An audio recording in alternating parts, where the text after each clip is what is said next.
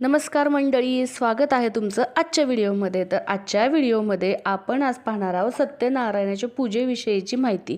तर मंडळी, सत्यनारायण या नावातच सगळं गुपित दडलेलं आहे. नारायण आहे, पण कशाचा आहे तर सत्याचा आहे. तर पहिली गोष्ट, नारायण म्हणजे कोण? नारायण म्हणजेच विष्णू देवता, जे की आपले पालनहार आहे, सृष्टीचे कर्ता करविता आहेत, ज्यांच्या लीलेने सगळ्यांना मोहित केलेले आहे. हेच नारायणांना खूप अशी नावे आहेत, जसं की सत्यनारायण, नारायण, सत्यलोक आणि सत्यदेवता. परंतु कलियुगात ह्या विष्णू देवताला सत्यनारायण या नावाने हे प्रचलित आहेत. तर मंडळी, सगळ्यात जास्त जर कोणी आपली परीक्षा घेत असेल ना, तर हे नारायण आहेत. ह्या नारायण देवतेला राग जेवढा लवकर येतो, परंतु जर आपण त्या देवाला विनवणी केली, आपली संकटे त्यांच्या पुढे मांडली, तर ते आपले पालनहार आहेत, तर तितक्याच लवकर ते आपल्याला प्रसन्न देखील होतात. परंतु ह्या सत्यनारायणची पूजा कधी घालायची हा प्रश्न सगळ्यांनाच पडतो. तो पहिले सत्यनारायणची पूजा हे आपण वर्षातून एकदा घालायचो, बरोबर ना, जसं की श्रावण महिन्यात. परंतु आता अलीकडे गणपतीची स्थापना प्रत्येक घरोघरी होत चाललेली आहे, त्यामुळे सत्यनारायणची पूजा वर्षात ही घडतच असते. तर पूजा करण्यामागचे खूप सारे उद्देश आहेत, खूप सारे लाभ आहेत. जसं की पहिले आपले लग्न झालं किंवा घरामध्ये एखादी वाईट जरी गोष्ट घडली, तर आपण काय म्हणतो की सत्यनारायणची एकदा तरी पूजा आपण घातली पाहिजे. तसेच लग्न झाल्यानंतर सगळ्यात पहिल्यांदा आपण सत्यनारायणची पूजा घातल्याशिवाय संसाराला सुरुवात करत नाही. त्याचा मागचा हेतू असा असतो की संसारामध्ये कोणतेही विघ्न येऊ नयेत, कोणतीही गोष्ट, वाईट गोष्टी होऊ नयेत, आपल्या संसाराला कोणाची नजर लागू नये, म्हणून नवीन संसाराची सुरुवात करण्याआधी आपण सत्यनारायणची पूजा करतो आणि मगच पुढे वाटचाल करतो. तसंच पहिले तर आपल्याला गुरुजींना वगैरे बोलवूनच पूजा करावी लागायची, परंतु आता तसं राहिलं नाही आहे. आता आपण भरपूर सारे देवांची व्रत वैकल्य करतो, मनन चिंतन करतो, जाप करतो, उपवास करतो, सगळं काही करत असल्यामुळे आता ही पूजा आपल्या प्रत्येकाला, तुम्हा आम्हाला घरात करणे शक्य झालेले आहे, बरोबर. तसंच आता कशी मांडू शकतो, त्याचे नियम काय आहे, त्याचे व्रत कसे आहे, त्याचा उपवास कधी करायचा आणि ही पूजा कशी मांडायची याबद्दलची माहिती आपण ह्या व्हिडिओमध्ये पाहणार आहोत. तर मंडळी, जर तुम्ही माझ्या ह्या व्हिडिओला सबस्क्राईब करायला नक्की विसरू नका आणि हा व्हिडिओ कुठेही स्किप न करता बघा, कारण जेणेकरून ही पूजा कधी मांडायची, कोणत्या वेळी मांडायची आणि हे व्रत कधी कधी करायचं, महिन्यातून ही जी पूजा आहे दर महिन्याला करायची, त्यामुळे हा व्हिडिओ तुम्हाला पूर्ण पाहायचा आहे. तर माझ्या ह्या यूट्यूब चॅनलला लाईक करा, शेअर करा आणि सबस्क्राईब करा. त्याचबरोबर तिथे असलेल्या बेल आयकनला प्रेस करायला विसरू नका, जेणेकरून तुम्हाला माझे असे नवनवीन व्हिडिओ पाहायला मिळतील. तर मंडळी, ही पूजा करण्याचे फायदे काय? ही सत्यनारायण पूजा ही आपण प्रत्येक येणाऱ्या महिन्याच्या प्रत्येक पौर्णिमेला करायची आहे. ही पूजा पुढे स्वामींची सत्यनारायण पूजा देखील म्हटली जाते आणि त्याचे खूप असंख्य असे फायदे आणि लाभ आहेत. तर ह्या पूजेचे पहिले सांगते की फायदे काय होतात. तर प्रथम, पती पत्नीमध्ये होणारे वाद, ह्या दोघांमध्ये संसारामध्ये काही विघ्न येत असेल, पती पत्नीमध्ये सतत वाद, चिडचिड होत असेल, तर ह्या पूजनाने, ह्या पूजेमुळे पती पत्नीमधले वाद थांबतात. जसं लक्ष्मीनारायणचा जोडा, तसंच पती पत्नीचा देखील जोडा होण्यास मदत होते. त्याचबरोबर आपल्या मुलांची कोणत्याही कारणाने कोणतीही प्रगती जर अडकली असेल, रखडली असेल, तर त्यास चालना मिळते. त्याचबरोबर घरामध्ये खास करून जर पैशाला बरकत नसेल, पैशाची टंचाई भासत असेल, तर ह्या पूजेमुळे, स्वामींच्या ह्या सत्यनारायण पूजेमुळे हे प्रश्न सोडवले जातात आणि प्रश्न सोडण्यास मदत देखील होते. त्याचं कारण असं की जिथे नारायणांची पूजा केली जाते, तिथे लक्ष्मीचा वास राहतोच राहतो.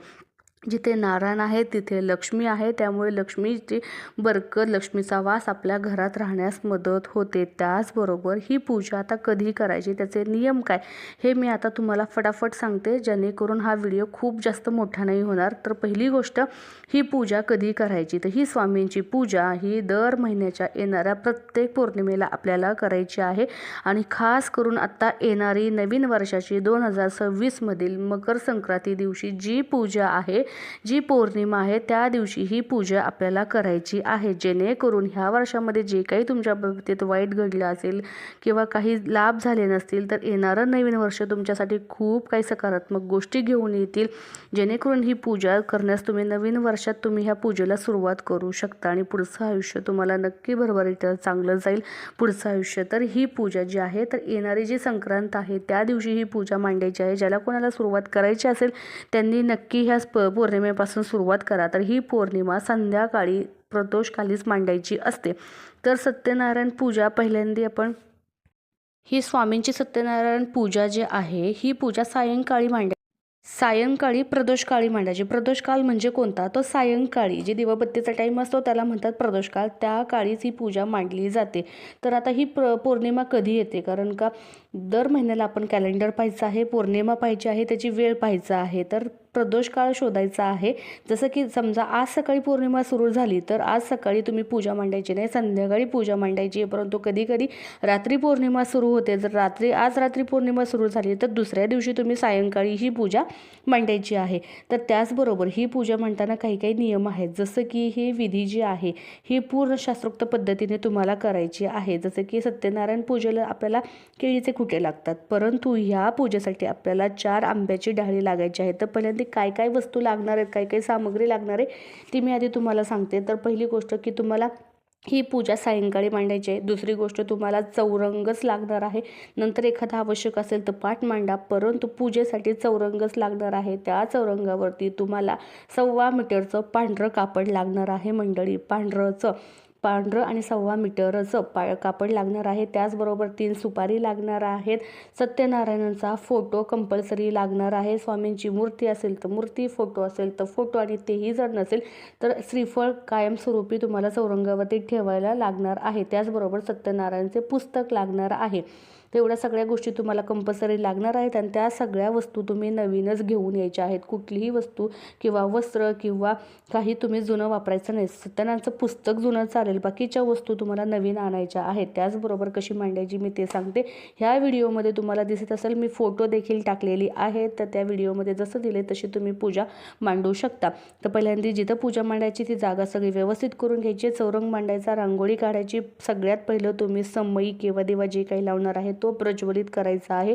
त्याचबरोबर उदबत्ती देखील प्रज्वलित करायची आहे. त्याच्यानंतर चौरंगावरती लाल वस्त्र जे 1.25 मीटरचं पांढरं घेतलेलं आहे ते टाकायचं.